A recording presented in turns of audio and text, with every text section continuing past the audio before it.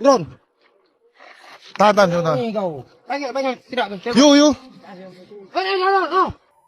Kodam 12 Tanjung Pura membenarkan terjadinya insiden yang melibatkan prajurit Batalion Zeni Tempur 6 Satya Digdaya dengan sejumlah warga negara asing asal Cina di area tambang emas PT Sultan Rafli Mandiri Kabupaten Ketapang, Kalimantan Barat. Kapendam 12 Tanjung Pura, Kolonel Infantri Yusuf Dodi Sandra, menyampaikan peristiwa tersebut terjadi pada Minggu, 14 Desember 2025, pukul 15.40 waktu Indonesia Barat. Terbaru, kantor imigrasi Ketapang telah mengamankan 15 WN Cina yang diduga terlibat dalam penyerangan terhadap 5 personel TNI dan 1 warga sipil. Kepala Seksi Teknologi Informasi dan Komunikasi Keimigrasian Kantor Imigrasi Ketapang, Ida Bagus Putu Widya Kusuma, menyatakan bahwa seluruh WNA tersebut sedang menjalani pemeriksaan terkait legalitas keberadaan dan aktivitas keimigrasian mereka di Indonesia. Ida Bagus menjelaskan bahwa pemeriksaan masih berlangsung untuk memastikan apakah terdapat pelanggaran keimigrasian yang dilakukan oleh para WNA tersebut.